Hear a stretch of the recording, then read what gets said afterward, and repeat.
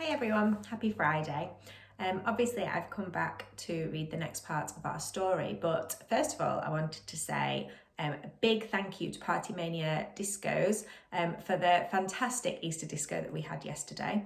If you didn't manage to join in yesterday, it is still on our YouTube channel and it is well worth a watch. Even if you were there, you can do it all over again. So thank you very much, the whole Wilkinson family, because the disco was fantastic and just what we needed. It really lifted our spirits and really got us back to feeling like a big Crossflats community again. So thank you. The magic finger. So yesterday, the whole Gregg family had woken up to discover that not only were they quite tiny now, in fact the little boys, Philip and William, were as tiny as robins, which is very tiny, about this big, they also had wings instead of arms. And we had just got to the part yesterday where the two little boys had flown out of the window. So it says, "Come down at once," said Mrs. Gregg. "You're much too high." But before she could say another word, Philip and William had flown right out of the window. Mr. and Mrs. Gregg ran to the window and looked out. The two tiny boys were now high up in the sky. Then Mrs. Gregg said to Mr. Gregg, "Do you think we could do that, my dear?" "I don't see why not," Mr. Gregg said. "Come on, let's try."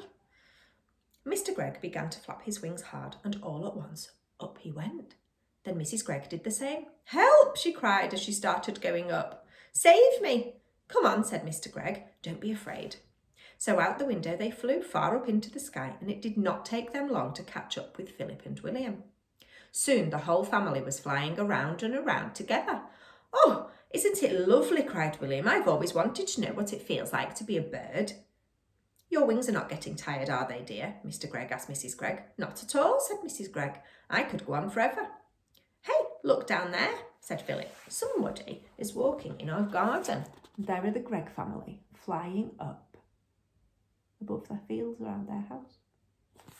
How strange.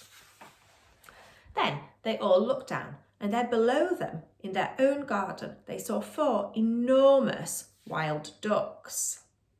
The ducks were as big as men, and what is more, they had great long arms like men instead of wings. Oh dear. The ducks were walking in a line to the door of the Greggs' house, swinging their arms and holding their beaks high in the air. "Stop!" called the tiny Mr. Gregg, flying down low over their heads. "Go away! That's my house!" The ducks looked up and quacked. The first one put a hand on and opened the door of the house and went in. The others went in after him. The door shut.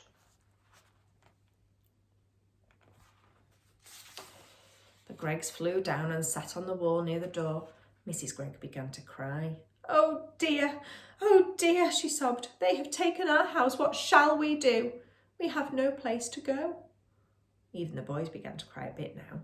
"We will be eaten by cats and foxes in the night," said Philip. "I want to sleep in my own bed," said William. "Now then," said Mr. Gregg, "it isn't any good crying. That won't help us. Shall I tell you what we are going to do?" "What?" they said. Mr. Gregg looked at them and smiled. "We are going to build a nest." "A nest?" they said. "Can we do that?" "We must do it," said Mr. Gregg.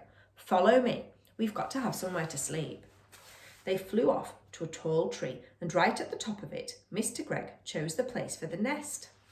Not sure how I'd feel about sleeping in a nest at the top of a tall tree. "Now we want sticks," he said. "Lots and lots of little sticks. Off you go, all of you, and find them and bring them back here." "But we have no hands," said Philip. "Then use your mouths." Mrs. Gregg and the children flew off. Soon they were back carrying sticks in their mouths. Mr. Gregg took the sticks and started to build the nest. "More," he said. "I want more and more and more sticks. Keep going." The nest began to grow. Mr. Gregg was very good at making the sticks stick together.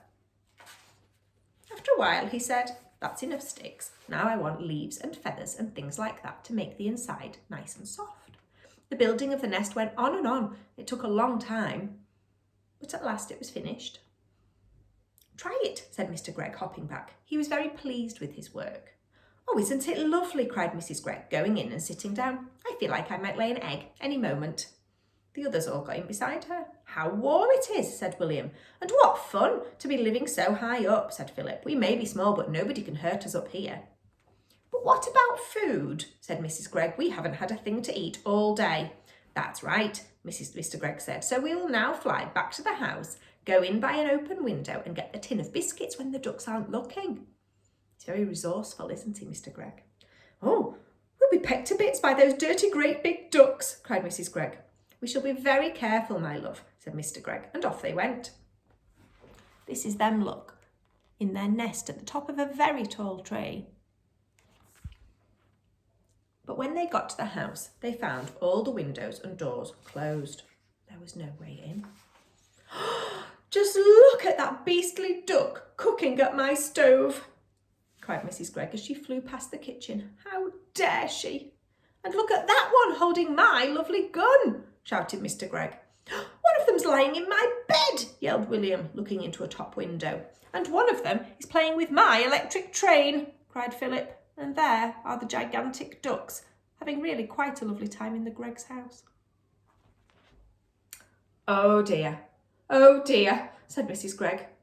They have taken over our whole house. We shall never get it back. And what are we going to eat? I'm going to stop there for today.